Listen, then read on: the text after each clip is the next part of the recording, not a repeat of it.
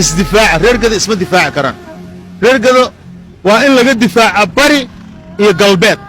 suwaxay soo gasho baada loo soo doontaa dalkan marka dal xukun laga raba ma aha ee dal kulligiis burcad ay u talisa waay tii kumaanta faaleeja waay biriga hadii intayna nala dilo cid wax ka soo qaadaysa male waxay u dhinteen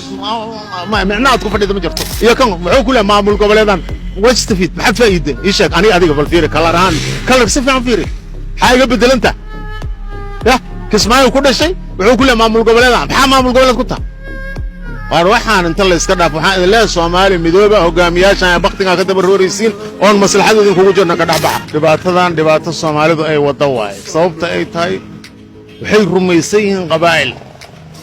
horta koo waa inaad tanasushaan reer Soomaaliya daatiin qabaa'il horta la fiina qabiilka ka saara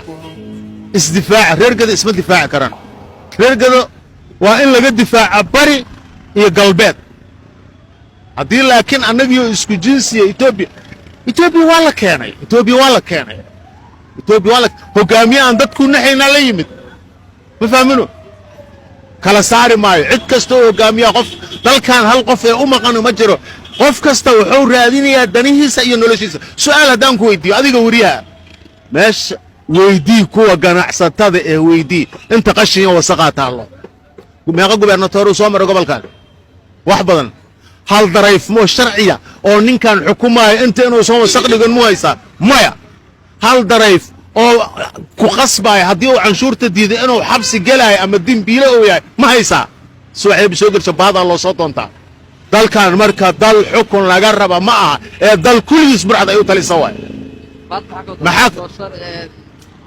ma fiirsan jirta aflaanta hindiga ya saas camal waay canshuurtii soo qaad waay halka soo qaadaan wuxuu rabo ku soo darsadaa kan laga soo qaadaan wixii laga soo qaadaan lacagtayda intaas sharciyeed ku qaadaysiin ma yiraaho kuwa baarlamaanka kama doodaan 1922 kin la Faarax Seefiya ka hadlay dalka ya muxuure toogay naqaysa moogay martuuga waa idin tale dalkan gees tuuga ka taliso dadkana u nixin diinna u nixin nidaamna u nixin Ethiopia kan sida mid amxaaro leeyahay mid jinni oo leeyahay cid la rabaana la dilaa ma faham waxaan idin leeyahay marka waxaan u soo jeedinayaa horta midooba ha fiirina siyaasiyiinta midooba